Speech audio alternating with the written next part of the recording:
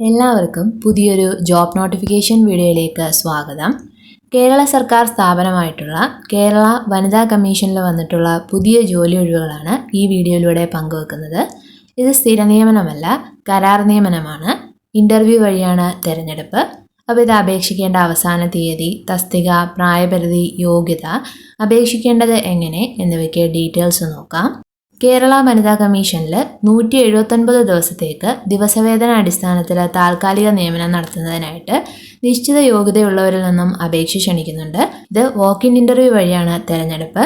തസ്തിക data entry operator. പ്രായപരിധി 18 മുതൽ 40. സംവരണ വിഭാഗക്കാർക്ക് പ്രായപരിധിയിൽ ഇളവ് ലഭ്യമാണ്. ഇതിൻ്റെ ശമ്പളം എന്ന് പറയുന്നത് ദിവസം 800 രൂപയാണ്. യോഗ്യത +2 അല്ലെങ്കിൽ PDC. അതിനോടൊപ്പം 6 മാസം DCA അല്ലെങ്കിൽ ഡേറ്റ എൻട്രി ഓപ്പറേറ്റർ കോഴ്സ് ചെയ്തവർക്കാണ് അപേക്ഷിക്കാനായിട്ട് പറ്റുന്നത്. അതോടൊപ്പം തന്നെ MS ഓഫീസിലെ പ്രാവീണ്യമുള്ളവർക്ക് മുൻഗണന ലഭ്യമാണ്. അപ്പോൾ യോഗ്യരായിട്ടുള്ളവർ അസൽ രേഖകൾ സഹിതം മാർച്ച് 6 രാവിലെ 9:30 തിരുവനന്തപുരത്തെ കേരള വനിതാ കമ്മീഷൻ്റെ ആസ്ഥാനത്ത് വാക്ക്-ഇൻ ഇൻ്റർവ്യൂവിന് ഹാജരാകുക.